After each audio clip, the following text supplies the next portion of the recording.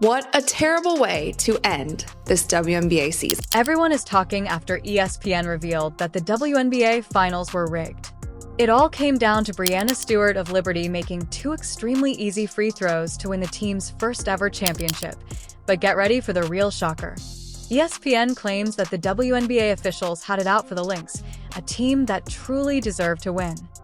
Like, if this were on the NBA side, that referee would have been fired before the game even ended. This league is doomed if these absurd officials don't quit, because it's clear they're ruining the game. Take Caitlin Clark as an example. She's already been sidelined due to their dubious calls, and now they're creating a risky precedent that makes every player wonder if it's worth it to continue playing in this league.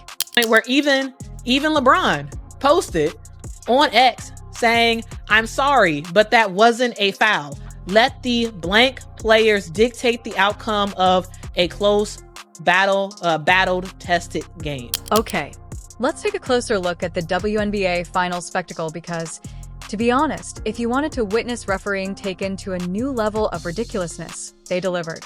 They not only missed the mark, but they also destroyed any hope of justice and integrity for the league as a whole. At the forefront of this officiating circus was Breanna Stewart, Liberty's golden ticket, who just happened to receive a foul call with seconds remaining on the clock.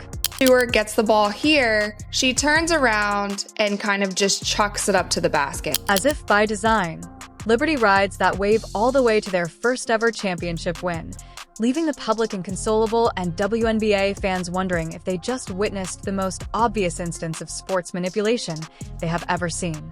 Liberty is behind by 2 and Poof Stewart is given a free pass to the line. She makes both shots. The game is tied and overtime begins. 60-58. There was 6 seconds left in the game. Again, 2-point game.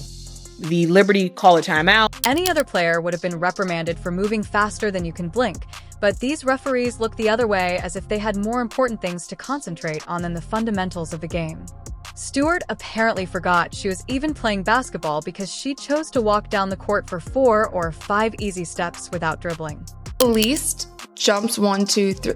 Oh my gosh. She at least takes 4 steps at minimum. She might have taken 5. She hops, stutter steps, and doesn't put the ball down until she gets in the... After her leisurely stroll, the so-called foul Stewart goes up for a shot, and Alana Smith of Lynx, who is standing there as if she was watching a magic show, gets called for a foul for, well, barely breathing close to Stewart because, if you watch the replay, Smith's defense was as clean as it gets, and at best, she might have grazed the ball with her fingertips. Has 2 fingers that look like slightly tapping the ball. Her body isn't touching Breanna Stewart. Her arm isn't touching Breanna Stewart. There was clearly 0 contact. However, the referees appear to be watching a different game when they call a foul. If that's what the WNBA considers a foul, then everyone will be sent off by halftime the following season. Everyone's looking like, what? That was a foul? What foul? When asked about this circus-worthy call, the referees provided one of the most ludicrous justifications in sports officiating history. Smith wasn't in a legal guarding position. Take that seriously for a moment. They pulled out the most obscure, infrequently used rule in basketball history, something so unrelated that it's practically a myth, and slapped it onto this call, leaving fans perplexed and wondering if they were hearing real sports officials or some comedic troops making things up as they go. Stewart has given her the hero's role, allowing her to make free throws and link up nicely, which ignites their championship aspirations. Challenge something and you challenge a play that basically has the power to change the outcome of arguably the most important game for the entire WNBA season, and you do not overturn this call. But wait, depending on your viewpoint, it gets much worse. Let's discuss the free throw difference because, just in case you thought the foul call was an isolated incident, let's take a look at the statistics.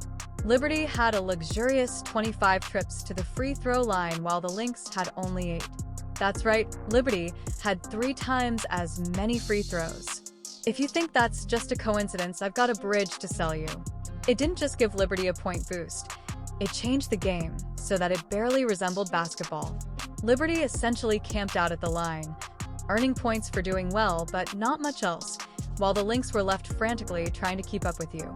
It's a shame that officiating, had such a hand in a series. While the Liberty were having a field day at the free throw line, the Lynx were out there grinding and earning every point the hard way, completely ruining any chance they had to develop their rhythm or, control the game.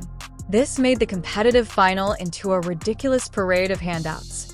The Lynx entered the game playing hard, clean basketball, fighting for every play and trying to score points.